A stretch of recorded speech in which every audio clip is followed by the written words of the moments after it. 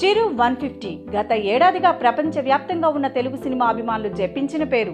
ఎట్టకేలకు ఈ చిరు 150వ cinema start అయింది.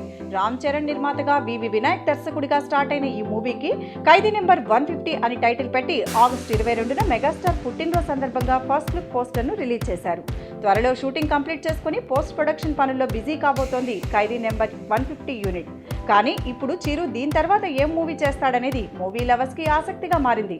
చిరు అభిమానులు మాత్రం ఒక టాప్ డైరెక్టర్తో చిరు 151వ సినిమా ఉంటుంది అనే రూమర్స్ కూడా స్టార్ట్ చేశారు. కానీ అందరి అంచనాల్ని తారుమారు చేస్తూ చిరంజీవి ఒక టీవీ షో హోస్ట్ చేయడానికి రెడీ అయ్యాడు. ఆ షో మరేంటో కాదు, ఇన్ని రోజులు కింగ్ నాగార్జున వ్యాఖ్యాతగా వ్యవహరించి అందరి మన్ననలు పొందిన మీలో ఎవరు కోటీశ్వరుడు గేమ్ షో. మీలో ఎవరు కోటీశ్వరుడు సీజన్ 4కి చిరంజీవి వ్యాఖ్యాతగా రానున్నారు. ఇక బిగ్ స్క్రీన్ని ఏలింది చాలు, కాసేపు అలా బుల్లితెరను కూడా ఏలేద్దామని అనుకున్నారు కావచ్చు మన మెగాస్టార్.